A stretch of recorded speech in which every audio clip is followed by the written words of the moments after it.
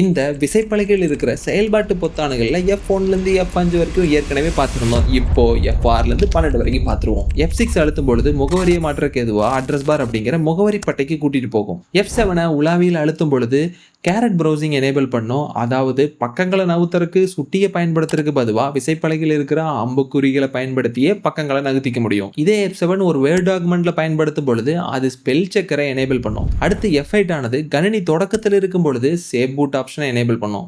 F9 word டாக்குமெண்ட்ல refresh மாதிரி வேலை செய்யும். அடுத்து F10 கொடுத்தோம் அப்படின்னா அது ஆல்ட் பொத்தான் மாதிரி வேலை செஞ்சு மெனு பார் ஆக்டிவேட் பண்ணும். அதாவது ஒரு பயன்பாட்டில் இருக்கும் பொழுது நம்ம F10 அழுத்தணும் அப்படின்னா மெனு பார்ல இருக்கிற ஆப்ஷன்ஸ் மேல எழுத்துக்கள் தோன்றும். அந்த எழுத்து திருப்பி விசைப்பலகையில் அழுத்தும் பொழுது அந்த ஆப்ஷன் வேலை செய்யவும் ஆரம்பிக்கும். இது மூலமா சுட்டியை தொடாமே விசைப்பலகை வச்சே குறுக்கொலிகள் இல்லாம கூட எல்லா இயக்கங்களையும் பண்ண முடியும். அடுத்து F11 எந்த ஒரு பயன்பாட்டில் இருக்கும் பொழுதும் அதை உங்களோட திரை முழுவதும் காமிக்கிறதுக்கு பயன்படும். F12 கொடுக்கும் பொழுது எந்தெந்த பயன்பாட்டில எல்லாம் சேவர்ஸ் ஆப்ஷன் இருக்கோ அந்த இடத்துக்கு இப்படி சேமிக்கலாம் அப்படின்னு கூட்டிட்டு போயிடும்.